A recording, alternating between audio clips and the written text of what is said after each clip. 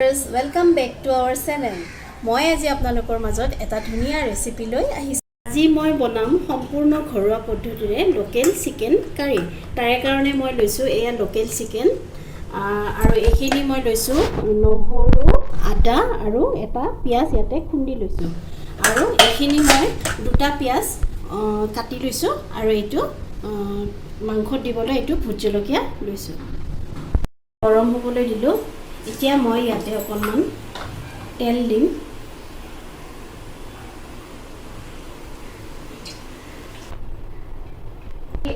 গৰম হ'ল, মই এতিয়া ইয়াতে আলুখিনি অলপ ৰঙচুৱাকৈ ভাজি লম।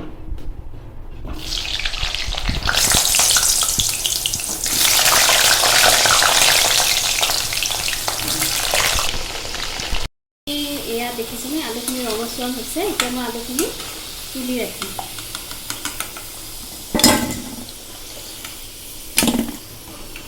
এইখিনি তেলতে অকণমান চেনি ইয়াতে দি লৈছোঁ। এইখিনি গৰম হোৱাত মই ইয়াতে এটা শুকান জলকীয়া, কেইটামান গোটা জিৰা, তেজপাত এটা দি সামান্য ইয়াতে অলপমান লৰাই দি পিঁয়াজখিনি ইয়াতে দি দিলোঁ।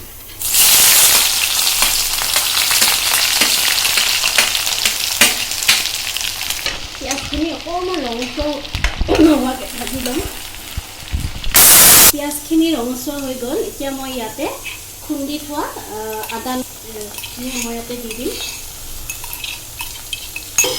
আকৌ ধুনীয়াকৈ মছলাখিনি ধুনীয়াকৈ আকৌ আমি ৰঙচুৱা হোৱাকৈ ভাজি ল'ম। যেতিয়ালৈকে নহৰুৰ কেঁচা গোন্ধটো নাযায় তেতিয়ালৈকে আমি ভালদৰে এনেকৈ ভাজি ল'ম। নহৰু, পিঁয়াজ, আদাখিনি ধুনীয়াকৈ ভাজ খাই গ'ল। এতিয়া মই ইয়াতে মাংসখিনি দি দিম।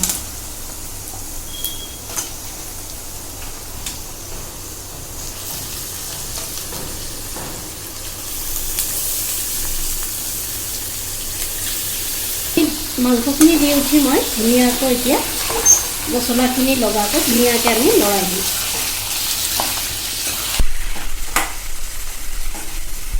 এতিয়া মই মাংসখিনি 10 মিনিট সময় এনেকৈ ঢাকোন মাৰি থৈ দিম। এয়া 10 মিনিট পিছত মই আকৌ ঢাকনিখন গুচাই মই আকৌ মাংসখিনি আকৌ এবাৰ লৰাই দিম। এনেদৰে লৰাই দিম। এনেকৈ আকৌ 10 মিনিট মই ঢাকোন মাৰি থৈ দিম। 10 মিনিট পিছত মই আকৌ মাংসখিনি এনেকৈ লৰাই দিম। মাংসৰ পৰা পানীটো ওলাইছে। এতিয়া পানীটো শুকোৱাৰ পিছত আমি ইয়াতে বাকী থকা মছলাখিনি এড কৰিম। এতিয়া 10 মিনিট পিছত মই আকৌ মাংসৰ পৰা ঢাকনিখন গুচাই এয়া মাংসৰ পানীখিনি শুকাই যোৱা মই এতিয়া ইয়াতে বাকী থকা মছলাখিনি দি দিম। গেছটো একদম চিমত ৰাখিছোঁ। দি দিম। এচামুচ মই ইয়াতে দিছোঁ হালধি আৰু অকণমান দি দিছোঁ এচামুচ আৰু অকণমান দি দিছোঁ জিৰা গুড়ি দিলোঁ, এচামুচ ধনিয়া গুড়ি আৰু নিমখ সোৱাদ অনুসাৰে।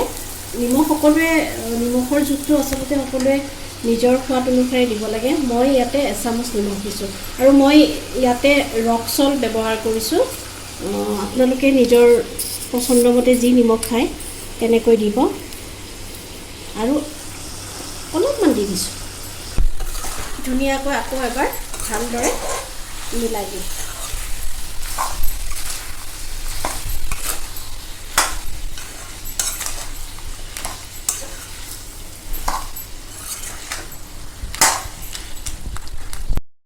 এতিয়া মই 10 মিনিট পিছত আকৌ মাংসখিনি এনেদৰে ধুনীয়াকৈ বঢ়াই দিম।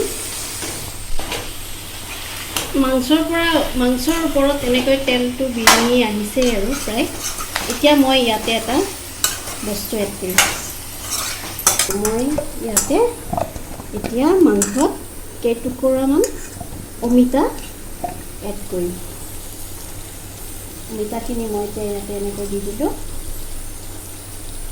দি ধুনীয়াকৈ মই আকৌ মাংস আৰু অমিতাখিনি ভালদৰে মিলাই ল'ম।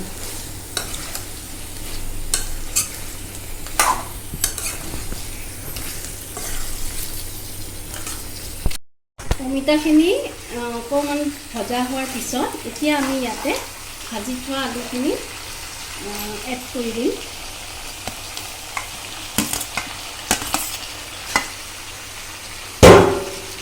ধুনীয়াকৈ আমি আকৌ এবাৰ গোটেইখিনি বস্তু ভালদৰে লৰাই দিম।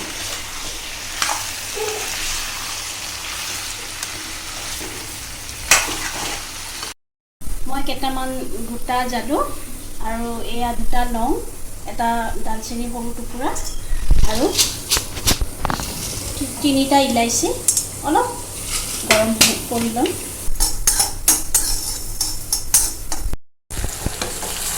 মাংস আৰু অমিতা আলু গোটেইখিনি ধুনীয়াকৈ ভাজ খাইছে। এতিয়া মই ইয়াতে অকণমান পানী দি দিম, গৰম পানী। মই ইয়াতে দেখিছেনে, মই ইয়াতে গৰম পানী ব্যৱহাৰ কৰিছোঁ।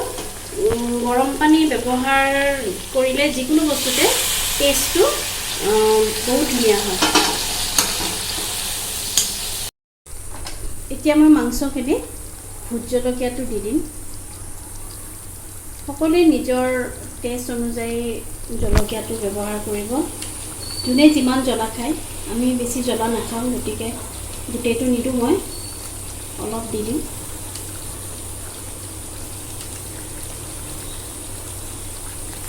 দি দিলোঁ। আকৌ ধুনীয়াকৈ গোটেই বস্তুখিনি ভালদৰে লৰাই দিম।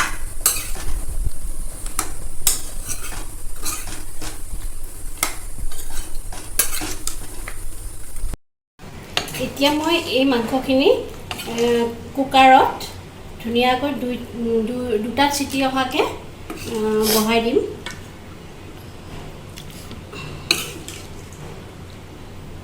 কুকাৰত ধুনীয়াকৈ মাংসখিনি দি দিলোঁ।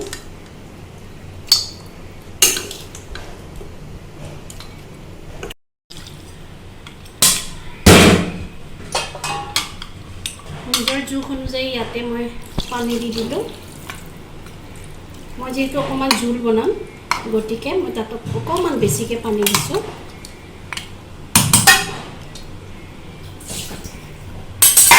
আকৌ গেছত বহাই 2টা হুইচেল অহাৰ পিছত অফ কৰি দিম।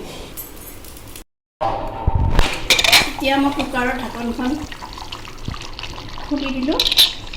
2টা হুইচেল অহাৰ পিছত মই এতিয়া কুকাৰৰ ঢাকনখন খুলি দিলোঁ। ভালদৰে আকৌ মাংসখিনি এনেদৰে ভালদৰে লৰাই দিম। এতিয়া মই ইয়াত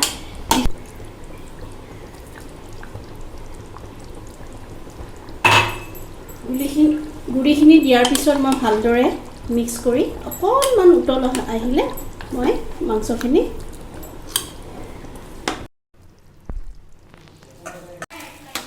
এয়া ৰেডি হৈ গ'ল আমাৰ লোকেল অমিতা দি বনোৱা লোকেল চিকেনৰ জোল। এয়া ৰেডি হৈ গ'ল আমাৰ অমিতাৰে বনোৱা লোকেল চিকেনৰ জোল। মাংসখিনিত কোনো ধৰণৰ আমি কালাৰ দিয়া নাই, যিহেতু সেইকাৰণে দেখিবলৈ কালাৰটো অকণমান বগা ধৰণৰ হৈছে।